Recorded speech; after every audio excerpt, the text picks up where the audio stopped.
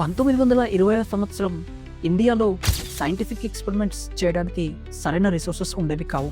కానీ సివి రామన్ తన ఫ్రెండ్ అయిన కేఎస్ కృష్ణన్తో కలిసి కోల్కతాలో ఒక చిన్న గదిలో వారు సొంతంగా తయారు చేసుకున్న filters, crystal prisms, crystal tubes and photographic plates వాడుతూ ఎక్స్పెరిమెంట్ చేసేవారు.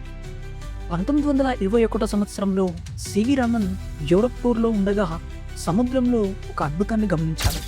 అదేంటంటే సముద్రంలో ఉన్న వాటర్ బ్లూ కలర్లో ఉండడం అండ్ సముద్రం ఆకాశం రంగును ఎందుకు ప్రతిబింబిస్తుందని, అంటే ఎందుకని రిఫ్లెక్ట్ చేస్తుందని.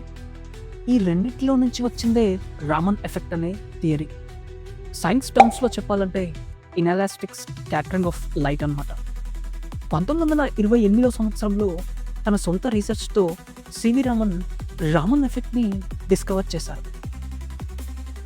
ఒక లైట్ బీమ్ మెటీరియల్ మీద పడినప్పుడు, అంటే లైట్ రే లిక్విడ్ ఏగా గ్లాస్ నుంచి ట్రావెల్ చేసినప్పుడు ఆ లైట్ రే తన కలర్ని మార్చుకుంటుంది.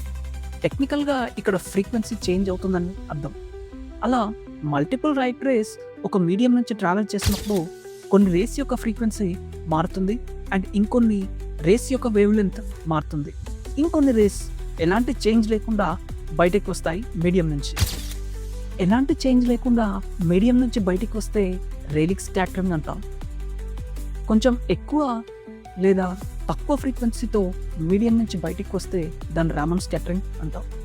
ఈ ఇన్వెన్షన్కి గాను సివి రామన్కి 1930లో ఫిజిక్స్లో నోబెల్ ప్రైజ్ వచ్చింది. అది కూడా ఏషియాలో ఫస్ట్ ఇండియన్ నోబెల్ ప్రైజ్ తీసుకున్నవాడు. అండ్ February 28ని మనం ఈ ఇన్వెన్షన్ చేసినందుకు గాను నేషనల్ సైన్స్ డేగా జరుపుకుంటాం. కానీ బ్రిటిష్ గవర్నమెంట్ సివి రామన్ను తర్వాత రీసెర్చ్ ఫీల్డ్లో సపోర్ట్ చేయలేదు. ఇన్వెన్షన్ జరిగిన తర్వాత జస్ట్ నైట్హుడ్ సర్ టైటిల్తో సరిపెట్టింది.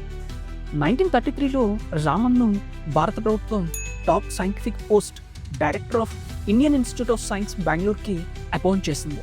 1948లో ఓన్గా రామన్ రీసెర్చ్ ఇన్స్టిట్యూట్ని స్థాపించారు. 1970లో అక్టోబర్ 21న తన ఓన్ ల్యాబొరేటరీలోనే తన బుక్స్ మధ్య రామన్ చనిపోయారు. ఇలాంటి ఇంట్రెస్టింగ్ టాపిక్స్ కోసం మన ఛానల్ని సబ్స్క్రైబ్ చేసుకోండి. Thanks for watching.